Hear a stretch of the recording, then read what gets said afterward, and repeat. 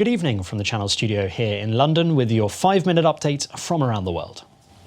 Italian media say the Pope has tested negative for the new coronavirus, having been tested due to being sick. Cari fratelli e sorelle.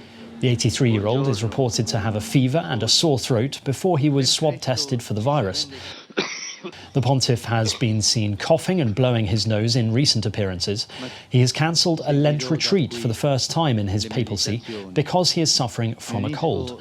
It comes as Italy is Europe's worst affected country, with more than 2,000 people infected and 52 dead.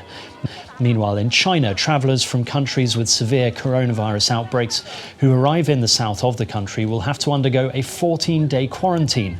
Shanghai will also ask new arrivals from countries with relatively serious conditions to be isolated. Beijing is worried the virus might be imported back into the country. Numbers of newly infected in China are falling. Senegal has reported its first confirmed case. At a press conference, Senegal's Minister of Health said the patient was a 54-year-old French man. The patient is currently under quarantine. In Tanzania, the State House has shared a picture of President John Magufuli exchanging a foot greeting with opposition politician Maalim Seif Sharif Hamad. It's to jokingly highlight advice for people to avoid hugging, kissing and greeting people by hand to prevent the spread of the virus. And the UK has unveiled preparations to tackle the virus. The government says up to a fifth of the workforce may be off sick during the peak of the epidemic. Earlier, the UK Prime Minister emphasised that keeping the country safe was the government's top priority. And the plan has 4 strands: containing the virus, delaying its spread, researching its origins and cure, and finally, mitigating the impact. The US presidential candidate Joe Biden has picked up 3 endorsements from former rivals on the most important day in the 2020 White House race so far. Amy Klobuchar, Pete Buttigieg and Beto O'Rourke are all campaigning with the former US vice president in Dallas in Texas.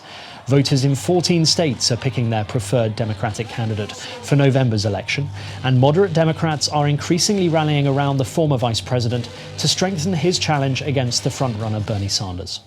Folks, you know, just a few days ago, the press and the pundits declared this campaign dead. But South Carolina had something to say about it.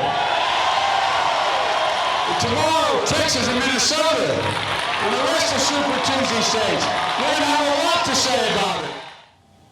However, the left-wing socialist Bernie Sanders still has a narrow lead, as well as a huge public following.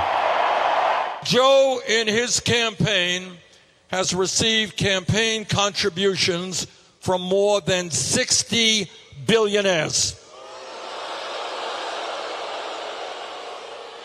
Does anybody think that we're going to bring about the change we need in America when you are indebted to 60 billionaires?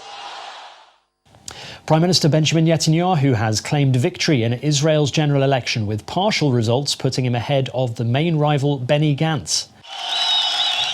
Exit polls suggest his right-wing bloc is on course to win 59 seats to become the biggest group, but will still be short of a majority by 2 seats. Nevertheless, Mr. Netanyahu declared the outcome the biggest win of my life. Monday's election was Israel's 3rd in less than a year after neither leader was able to form a government. Indonesia's Mount Merapi volcano has erupted, sending a 6-kilometre column of ash into the air. It triggered the closure of the airport in the nearby city of Solo in the densely populated Java Island. Located near the cities of Yogyakarta and Solo, it is one of Indonesia's most active volcanoes, and a series of eruptions from it in 2010 killed more than 350 people. And that's your international news around the world in 5. Now back to the studios in Nigeria.